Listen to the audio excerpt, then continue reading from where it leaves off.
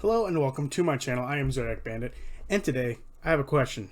What the hell is Mori's goal with Fern? Like, seriously, I don't understand. Everything that the Calloway family has done has been to protect Fern from whatever Ruidus is doing. But there's a few things that Mori has done to contradict this, but also to sort of help them. She gave Fern the weave lens, and Fern eventually took that to the telescope that they needed to look at it to learn more about it. However, one of the big things that I noticed during the last handful of episodes was Ollie saying he saw someone that looked like Birdie in the middle of the destruction Ruidus was causing in the Feywild. But when he saw Fern, he then changed his mind and realized it wasn't Birdie he saw in his visions. It was, in fact, Fern. So with all of that in mind, and I have no doubt in my mind that Ollie and Birdie told Morri this, why would she ever age her to look exactly like the person he saw in his vision? Why did Morri age Fern to the person Ollie saw if she is trying to stop this destruction? Is she trying to stop the destruction? Not by this. To me, it seems she is trying to cause it. Or she believes that this is an inevitable thing. It's going to happen. Might as well make it happen sooner. But the reason I believe she is going to cause this problem, the reason I think Morri wants this, is because this event perfectly aligns with an apogee solstice, which only happens every, I think it's 120 years was what Matt said. So when she's born, she's not old enough. Based on what we know, she wouldn't be old enough during this apogee solstice. She would probably be about 14, 15, 16 years old, which isn't old enough to fit the image that Ollie saw. So she aged her up to fit the image, to fit the destruction, to fit the person who's inside this damage. Why did she do that if she didn't want this to happen? The perfect way to make sure this doesn't happen is to not put the person in the circumstance for it to happen. Why didn't she hold on to Fern instead of sending her out into the world like she did? This is why I truly believe Morri is far more sinister than ever. I believed at first she was a great person based on everything that Fern has said. But as we learn more about Morri from Ollie and Birdie, and even a little bit from Ira, first of all, she's a hag, and it sounds like she might even be a archfey of some type, and she doesn't have a coven. So what that means is she doesn't have other hags to sort of bicker with. She doesn't have any other hags to settle any disputes with, and she's probably killed the rest of her coven and gained a bunch of power from that. Hence, she no longer needs a coven because she is now the powerful one.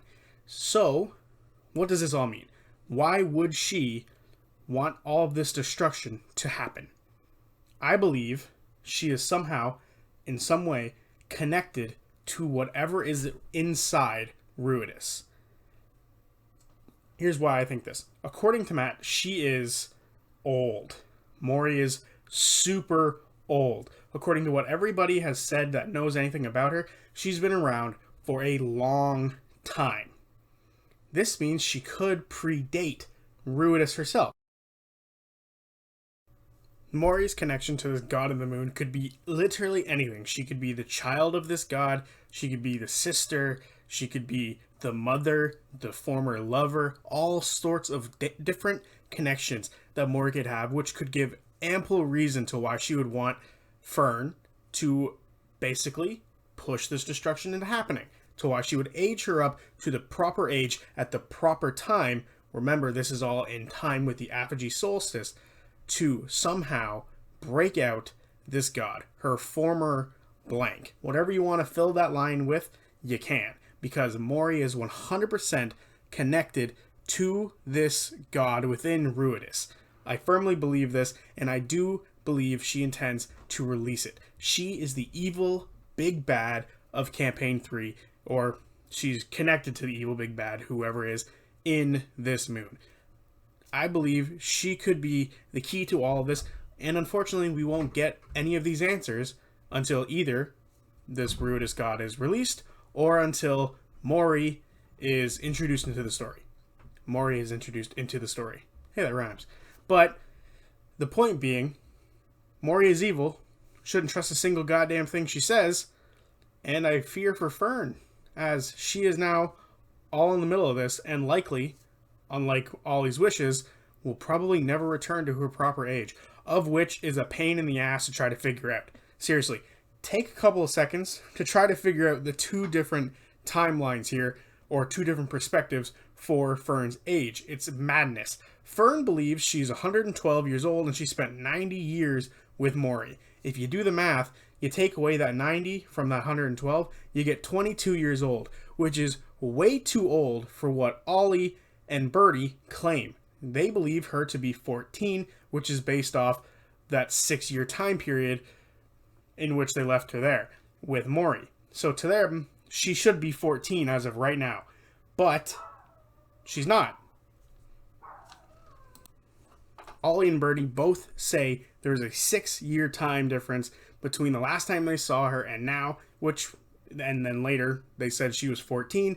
So now, or she should have been 8 when she got dropped off, not 22 like Fern is saying. So there's a whole bunch of weird time shenanigans happening, even though we actually do know that that 6-year timeline is probably false based off the memory wiping from Ira. But either way, 22 years old is still way too old for her proper age, because Ollie and Birdie both said that they had Fern as a child when they dropped her off because she was in danger. A 22-year-old isn't going to be in danger by going with them.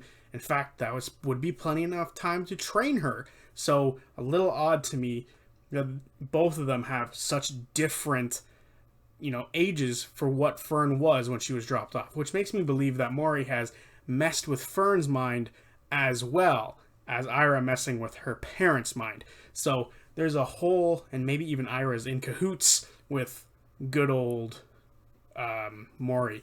Maybe Ira's a hag himself and is actually part of the coven, a secret coven, but there's way too many rabbit holes to go down for this, so I think I'm going to call it there with the whole she has a connection to the Ruidus god, that being Mori has a connection to the Ruidus god. So yeah, a ton of different ideas and thoughts and potential theories comes from this, and it's just hard to narrow it down. So I had to just get in front of a mic and spew about it, and this is the result. Hopefully this was something you could follow, and if not, my bad.